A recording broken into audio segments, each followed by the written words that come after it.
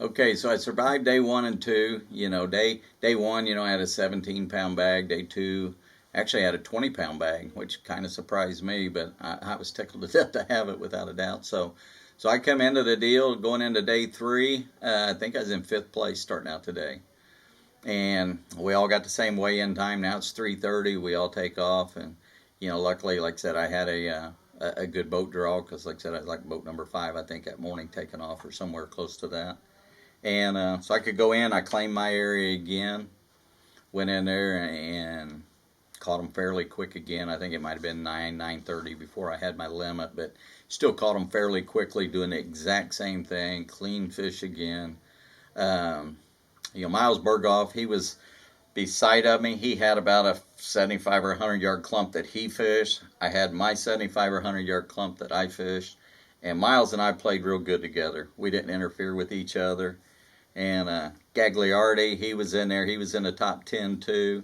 And Anthony would come up there and he fished close to us, but he never, we all got along really good. And, I think there was 12 guys out of the top 50 in there. And so we did have some people in there helping us out. But, main thing was just stay calm, stay cool, fish slow. And when you think you were fishing slow, slow down even more. So tried to do that. Day three was cooking along pretty good. I had like 17.4, I think, in the box. Everything was going good. Had a few little rain showers. I've been in Florida for 4 weeks, I think, at this point, and I hadn't even seen a drop of rain till now. So we had these rain showers during the tournament there, and I had a 2-3 I wanted to call. So I kept thinking, man, if I can get rid of that 2-3, I'll be good. And wasn't long after that I catch one. I ventured out a little bit fishing some spar stuff, and I catch one. It's like, I don't know, a 2.56 or something like that. I waited and like, okay, I'm going to finally get to call one. I go back, I flip open the live well. I got the 2.5 in this hand. I reach in to grab my calling strap, and I have one about 3.5 or 3 3/4 jump out of the box and starts off the back deck. I flip out, I fling this fish. I dive face first off the back of the boat. I go shoulder deep trying to catch the fish. Lose that fish. The one I was going to call goes this way. I had 6 and now I got 4. And they wanted some color commentary. They got a little bit of color commentary. I apologize for that, but emotions were high, to say the least. Shook it off pretty good. I just looked at my camera guy and I didn't know what to say, and I thought, well, here, I'm hoping to make day 4, and I thought I already had day 4 made with 17 pounds. And now I'm like, I don't know, I'll make the cut. So I regrouped, got my bait on, made the first cast out, picked up, one was on there, so I catch one. So I was like 1.75 pounds or so. But it did get me back to 5 fish, got my nerves settled back down. Eased around there. I think I called 3 more times, and I said, I'm not weighing another fish. I had a calling beam. I knew which fish was the smallest on there. And extra cautious around live wells.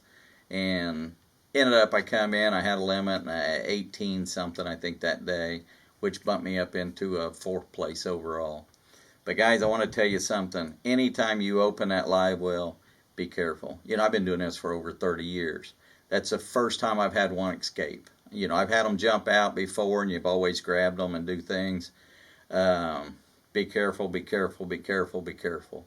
If you noticed on day 4, every time I get ready to call, if you watched any of the live show, I'm on the back of the boat, on the back side of the live well calling those fish. It's never going to happen to me again. I'm not going to say it's never going to happen, but I'm going to do everything in my power to make sure it doesn't happen. So I hope you guys learned from the mistake that I made that day. But so I was able to shake that off, regroup, come back out, finished up. Like I said, I was in 4th place going into day number 4. So we took off day 4. Everything was good. Warm night again. I still think there was more fish coming. Pull up, first fish I catch is about a 4.5 pounder. And like, okay, this is it. We're clicking. Things are good. About 2 or 3 casts later, I hook one, ties me around a reed head, breaks off. I was like, okay, it wasn't that big of a fish anyway. Yeah, that's right. Then it jumps comes up, jumps, throws a hook, and it's probably a 4.5, 5.5 pounder. That one kind of stung a little bit. And then, you know, but it happens, you know. God's got a plan. You know, if it's meant to be, that fish would have came in. It wasn't meant to be, so I just sat down, retied, go on. I think I caught my limit out and was fishing around there, just trying to catch a big fish. And then pitched up by Reed, let it sit there, picked up, and it's just heavy. I set the hook, caught like a 6.5 pounder. So I got rid of one of those Ohio River fish. You know, I had one about 12.5 inches long that called out with a 6.5 pounder, so that was good. And I'm back into this thing. You know, I got a chance. You know, and the thing about Florida is one bite. One bite is all. Each time, one more bite can be the difference. You know, that one bite could be a 6, or it could be a 7, or a 10, or a 12. You know, but, and even, you know, everybody says, well, I want a 20-pound bag. You know, I want to catch 5, and then I'll try to call up. But, you know, I'm just trying to catch quality fish. And rest of the day, I fished really clean. I caught most everything that bit. You know, you had a couple bites, and they didn't get the bait, but it all worked out good. Like I said, and the thing out of it is just fishing slow. And then, like I said, when you think you're slow, when you're in a spawning situation, slow down more. That is the biggest key there. Keep retying, check your line, make sure your knots are good. And like I said, tie that snail knot if you're on a straight shank hook.